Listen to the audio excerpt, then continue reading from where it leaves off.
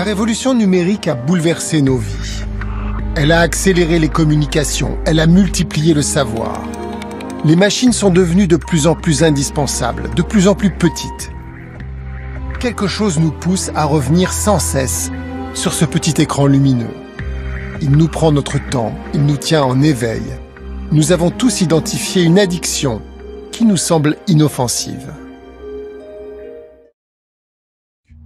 Les likes, les cœurs, les flammes sont le vrai moteur des réseaux sociaux. C'est une approbation de sa communauté et une source de plaisir. Tout le monde s'éclate, tout le monde a une vie géniale, tout le monde fait des trucs cool.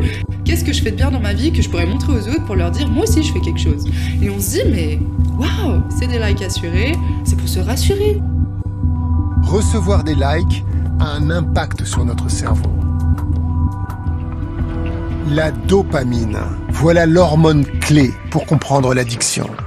C'est elle qui nous pousse à revenir sans cesse sur notre portable.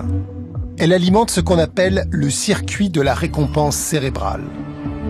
C'est lui qui nous motive à accomplir des comportements indispensables à notre survie. Manger et faire l'amour, par exemple.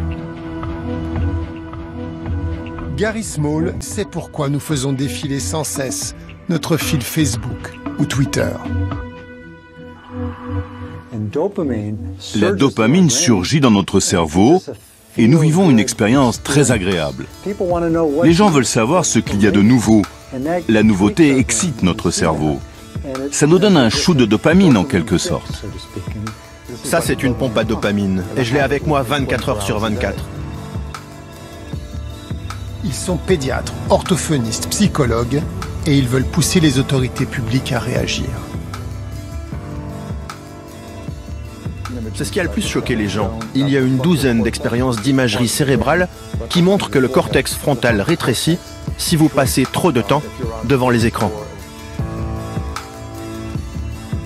Une personne qui a un cortex frontal rétréci devient plus impulsive, a un comportement plus sujet aux addictions. Ses capacités aux enchaînements logiques sont altérées. Certains se sentent désormais coupables.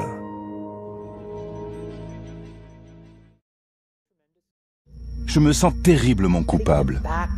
Je pense qu'au très fond de nous-mêmes, nous savions que quelque chose de mauvais pouvait survenir.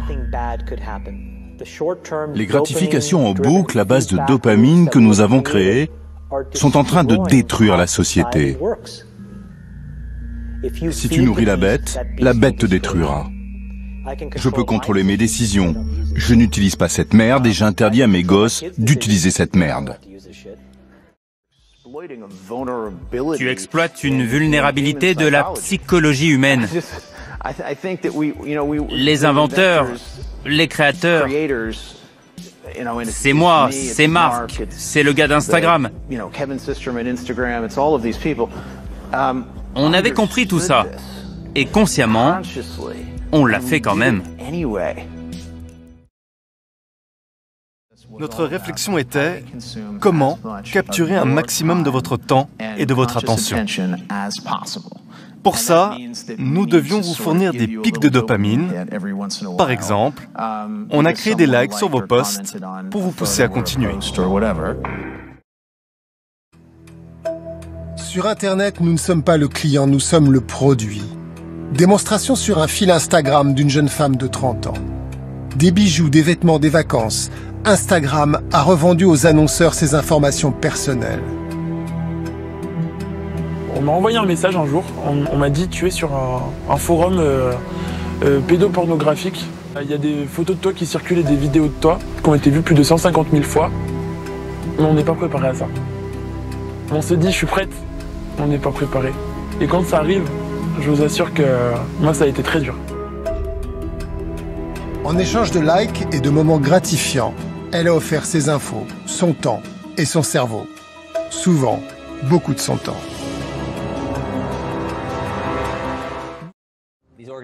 Plus ces entreprises peuvent nous prendre notre temps et nous garder sur leur plateforme, plus elles font d'argent. Donc elles sont toujours en train d'inventer de nouvelles stratégies pour extraire autant d'attention que possible. Et nous savons que ces systèmes ont été mis au point avec complexité, pour que les entreprises puissent capturer indéfiniment notre attention. Je n'ai pas envie de continuer à écraser ces foutus bonbons. Je n'ai pas envie que des notifications prennent le contrôle sur moi. Je me fiche de ce panda qui danse. C'est comme si mon attention était systématiquement excitée par des algorithmes qui savent exactement ce que je veux. Non, pas ce que je veux, mais ce que je regarde. Les gens sont accros à toutes sortes de choses.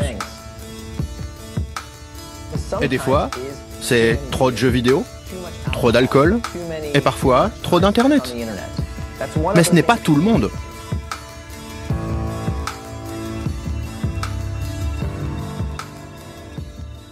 Près d'un parent sur deux prête son téléphone à son enfant pour l'occuper ou le consoler. Des dizaines d'enfants sont scotchés sur les écrans. Et les parents font comme ils peuvent. Même si on faisait semblant de penser qu'il n'y aurait aucune conséquence, on en est littéralement arrivé à un point où nous avons créé des outils qui ont détruit le tissu social et le fonctionnement de la société.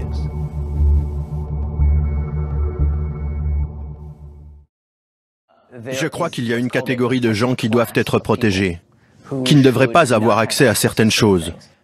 Je ne laisserai pas mon enfant regarder la télé pendant des heures.